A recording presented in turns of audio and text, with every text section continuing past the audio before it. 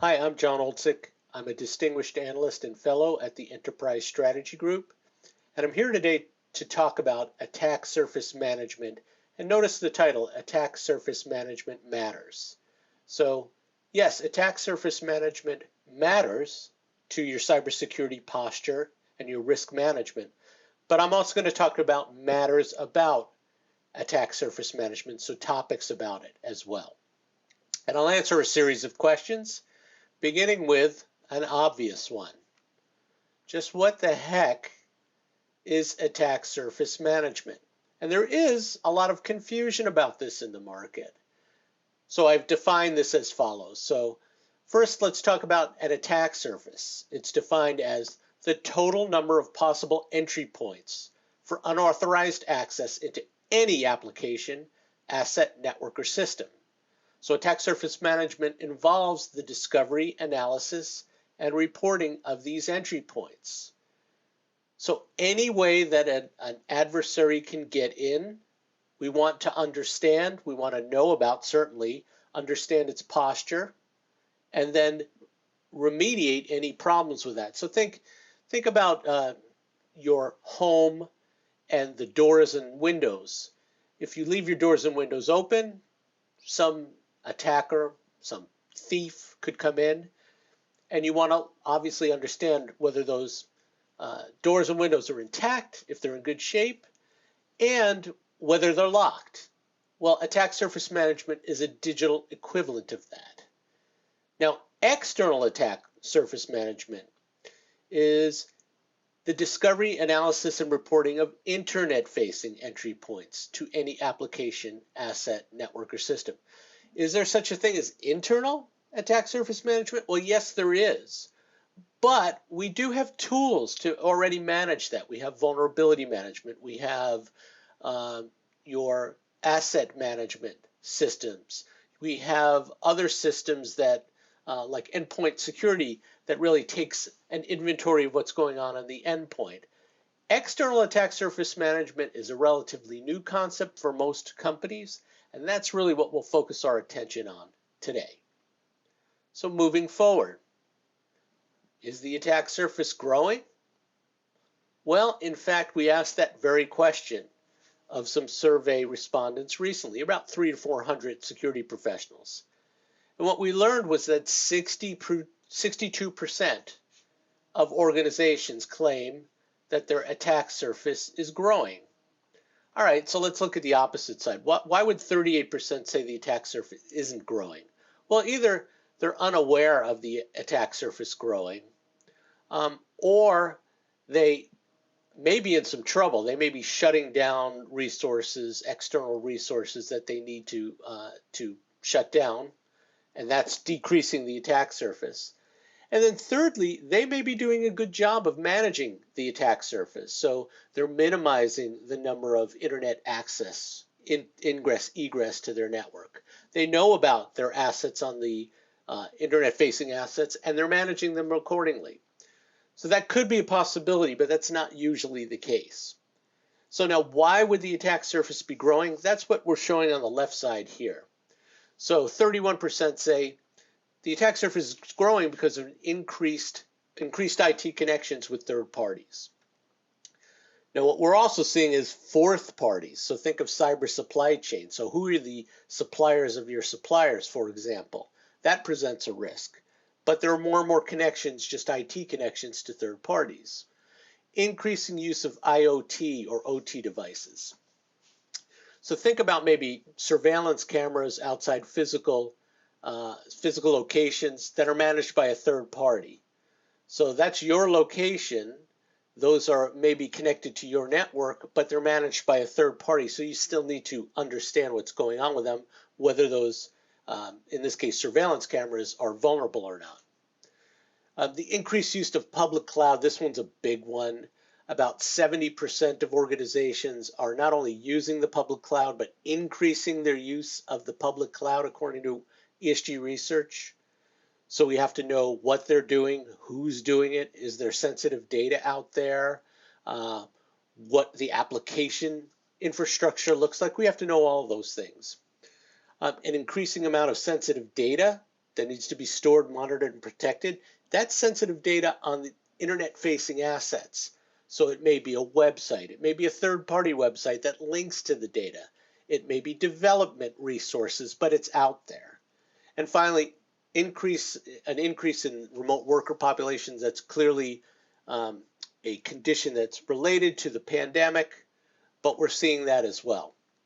So the attack surface is growing, and it's growing for many, many reasons. And so that, you would believe, would drive attack surface management demand. But there's also a lot of other things that are increasing the demand for attack surface management.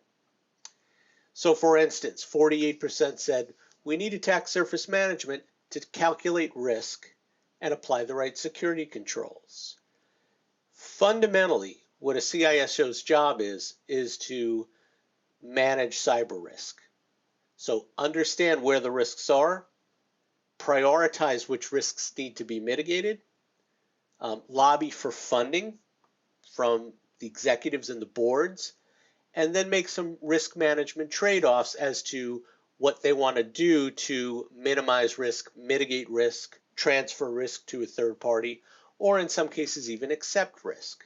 So attack surface management makes that picture a lot clearer. 45% said we want to use attack surface management to reduce the risk of ransomware attacks. This is especially true in some industries, healthcare, the public sector, especially around, in the US's case, state and local governments. Education, both K through 12 and higher education. So we want to understand where we're vulnerable, where a cyber adversary might exploit something, exploit an asset, and use that as the entry point for a cyber attack, for a kill chain. Regulatory compliance requirements are pretty much standard in heavily regulated industries, financial services, healthcare, again, federal government. To complete our asset inventory, 40%.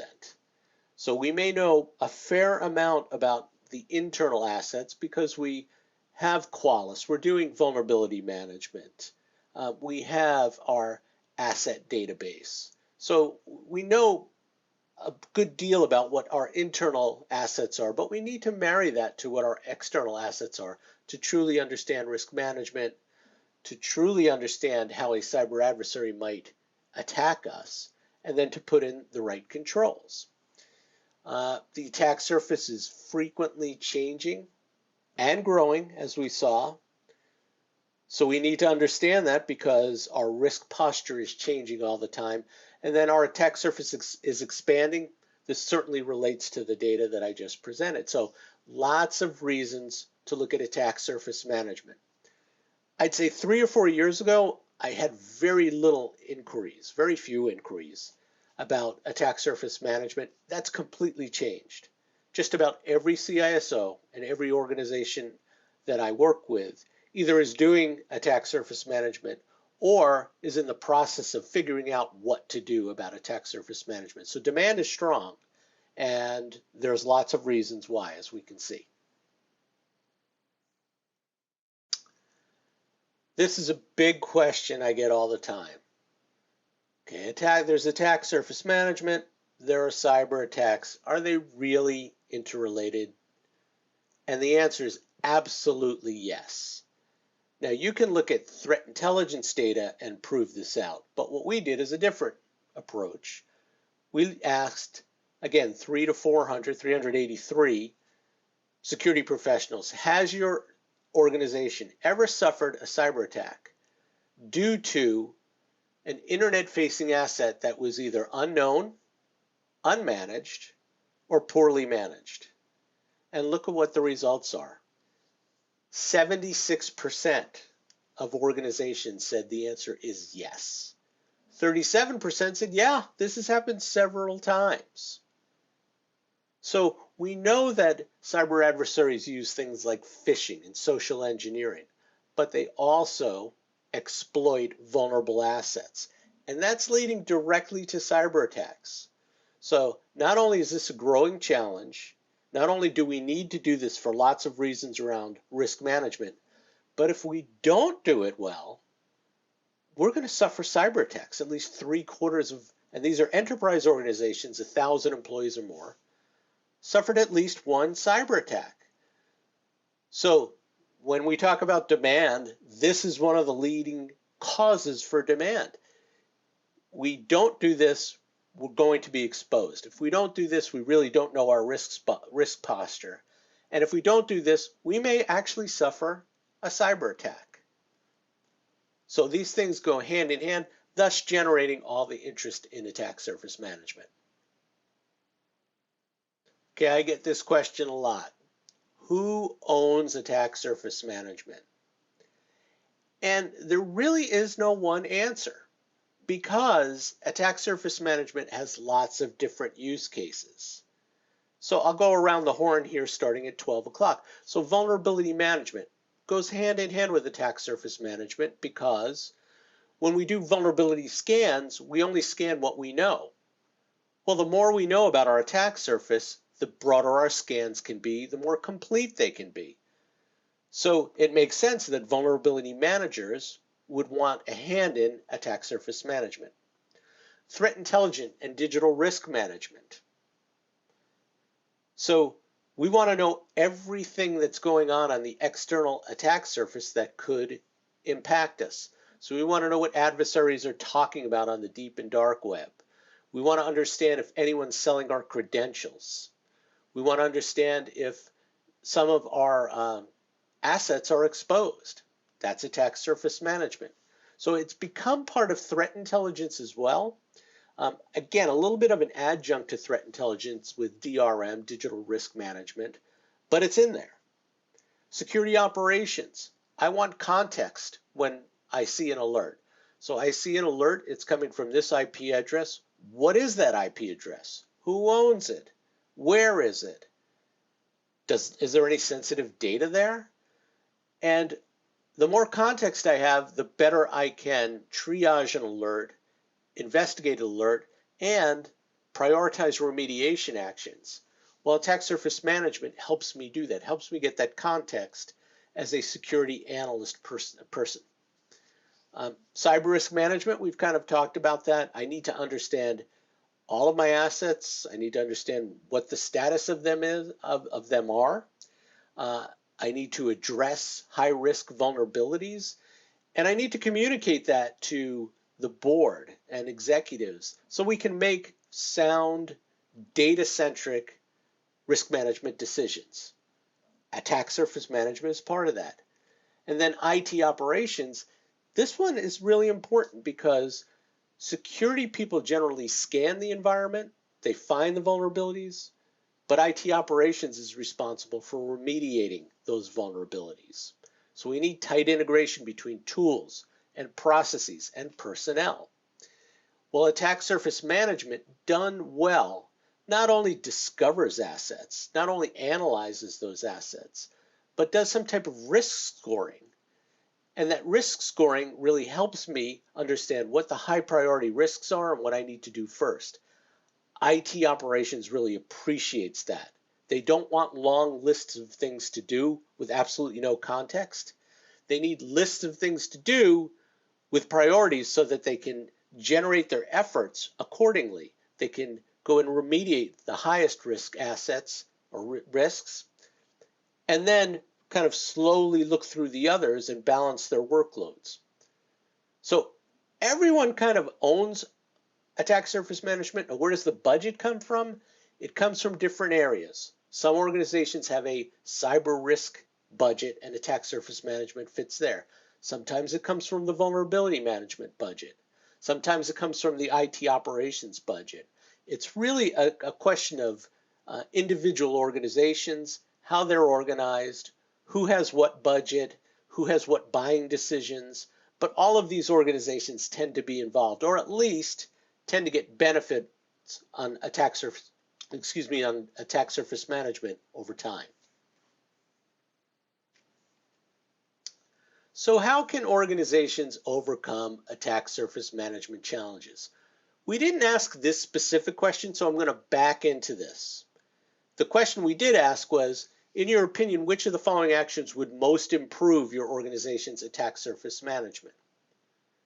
So 30% said improving collaboration between security and IT teams. Obviously, there's a challenge there. And I mentioned that security teams scan and find vulnerable attack surface management assets or assets on the attack surface. And then IT operations is tasked with remediating those problems, remediating vulnerabilities, patching systems. Well, we need tools, we need processes that improve the collaboration between those two teams. So good attack surface management tools can do so. 24% said we need to increase the frequency of vulnerability scanning dedicated to discovering and assessing the posture of assets. Now, what we found was that most companies do attack surface management periodically. They use lots of different tools, and it takes them anywhere from like 40 to over 80 hours to do just a discovery of the attack surface. If you're doing that, not only is that time consuming, resource intensive, but by the time you finish, all you've done is discover assets. And because the attack surface management is changing so much, it's that point in time discovery that you have doesn't relate to what happened since you started the discovery and certainly won't relate to what happens after that. And it's a point in time, so you haven't made any decisions yet on prioritization or risk mitigation.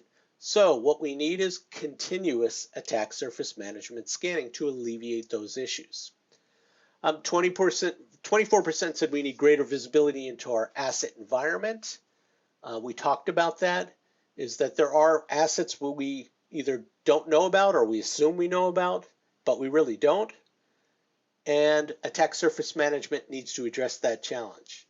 24% said gaining visibility of the relationship across all assets to better understand attack paths and blast radius. So these are key concepts here.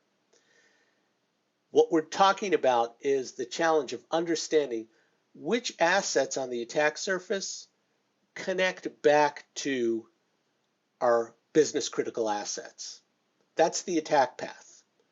So there may be hundreds and even thousands of assets on the attack surface, but which ones of those are vulnerable? And of those that are vulnerable, which ones connect back to our business critical systems? Because those are the ones, those are the assets we want to prioritize for remediation. So good attack surface management tools give you that attack path. And also blast radius to understand if someone, similar concept, but if an adversary exploits one asset, what else could they do possibly? So that may be multiple attack paths. It may follow multiple APTs or multiple boxes in the MITRE ATT&CK taxonomy. So we want that context. We want the most understanding we can so that we respond to the highest risks. And that obviously is a challenge, and it's something we'd like to address with attack surface management. As you can see, there are a few others here too that I'm not going to go through for the sake of time. But in summary, what I'll say is attack surface management is not a niche area anymore. It's a critical area for understanding your cyber risk and really giving you that visibility so that you not only understand what you're up against, but you understand what to do. So which systems need remediation? Which vulnerabilities to patch? What are the compensating controls or security controls I need? You need visibility to make those decisions, and attack surface management provides a lot of visibility. The other thing is there's a notion in the market around a threat-informed defense, otherwise sort of thought of as an outside-in perspective on security. What this all means is that you want to understand what your environment looks like to an adversary. They're using automated scanning tools. They're trying to figure out what your weak points are. They kind of know that you have valuable assets, intellectual property, customer data, systems that could be halted with ransomware attacks or other types of attacks. Now the question is, how do they get in? And so they are scanning your attack surface, looking for those vulnerabilities and understanding if I get in there, I can probably make some steps inward into the infrastructure and steal whatever I want or halt your operations. Well, understanding the attack surface gives you more of that threat-informed defense knowledge. What an adversary is looking at, what they may do, and how they may do it. And then armed with that knowledge, you can put in the right controls, you can understand your risks better, you can even allocate budget toward the highest risks or the highest priorities. And it's all, at the end of the day, it's all to protect the business and to protect critical business assets. So with that, thank you very much for listening. I'm John Olczyk, Distinguished Analyst and Fellow. As you can tell, I'm passionate about this topic. So please reach out to me if you have any other questions. Thank you.